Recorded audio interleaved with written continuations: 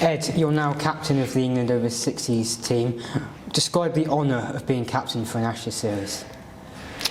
Harrison, it's an extraordinary honour, and it's, we play cricket all our lives, and suddenly this comes along, and it took my breath away. It was an easy decision, but one that meant so much, and so having got to that point, I do feel very honoured, very privileged, but also quite responsible with all of that. And of course, Ashes in Australia, I needn't say anything else. It's as big as it gets.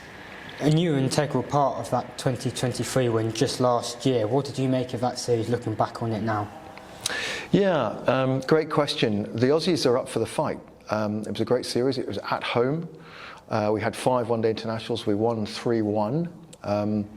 One got rained off, but we realised that the Aussies are up for the fight. They won the last game quite convincingly, and they've won a couple of games since against us. So we really have got to work hard and not assume that we've won all the Grey Ashes series so far. And you mentioned defeats to Australia since you lost the World Cup final particularly. What learnings have you taken from those defeats? So a lot. I think what England seniors cricket has done has been very structured and has done a lot of great work. And Richard Merriman and Paul Bradley in particular over the last 3 or 4 years have done a brilliant job to get us to where we are. What we learnt from those defeats was that the Aussies are a bit fitter than us. They save singles, they run hard between the wickets.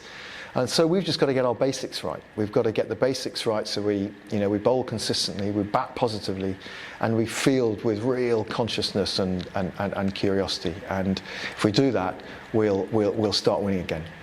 And what would winning an Ashes series down under mean to you? Well, it's hard to say because I don't know. I'm hope that happens. And if we're having this conversation and it happens, I can tell you exactly what it means to me. But what we're focused on as a squad at the moment is putting the preparation in, being clear why we're going. We're not focusing on the prize until we've got the basics in place. We'll quickly touch on that preparation to finish. We just finished a day here at Loughborough. What have you taken from the day, you and the team?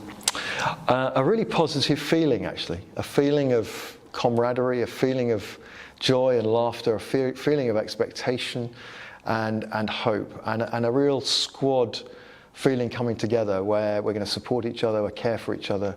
And of course, we've played for a long time from the skills perspective. We need to get those basics right, but we've made a great start.